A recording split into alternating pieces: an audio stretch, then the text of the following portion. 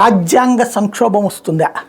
ఎన్నికల schedule release కావాలి, టైంకి ఎన్నికలు అయిపోవాలి, జూన్లో కొత్త ప్రభుత్వం కొలువు తీరాలి, కేంద్రంలో ఆంధ్రప్రదేశ్లో కూడా.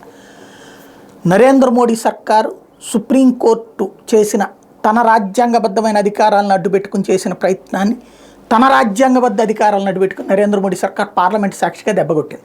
అది ఈసీల నియామకం. దాంట్లో సుప్రీంకోర్టు చీఫ్ జస్టిస్ కూడా ఆ కమిటీలో ఉండాలంటూ ముగ్గురితో కూడిన కమిటీ చీఫ్ జస్టిస్ ప్లాన్ చేస్తే, జడ్జిమెంట్ ఇస్తే దాన్ని తోసిపుచ్చుతూ పార్లమెంట్ ఒక చట్టం చేసింది. దాంట్లో ప్రధానమంత్రి, ప్రతిపక్ష నాయకుడు, మంత్రులతో కూడినటువంటి కమిటీ. ఇప్పుడు ఆ కమిటీ ఇవాళ భేటీ అయ్యి కొత్త ఎన్నికల కమిషనర్ను నియమించబోతోంది. ఎన్నికల షెడ్యూల్ ఇంకా రాలేదు. వచ్చే ముందు వీళ్ళ పాత్ర కరెక్ట్గా ఈ టైంలో సుప్రీంకోర్టు దాని మీద వేసిన ప్రజా ప్రయోజన వ్యాజ్యాల మీద రేపు విచారణ జరుపుతానంటోంది. ఒకవేళ ఇవాళ నియమిస్తే రేపు అది రద్దు చేస్తుందా? అప్పుడు ఎన్నికలు ఎవరు నిర్వహిస్తారు?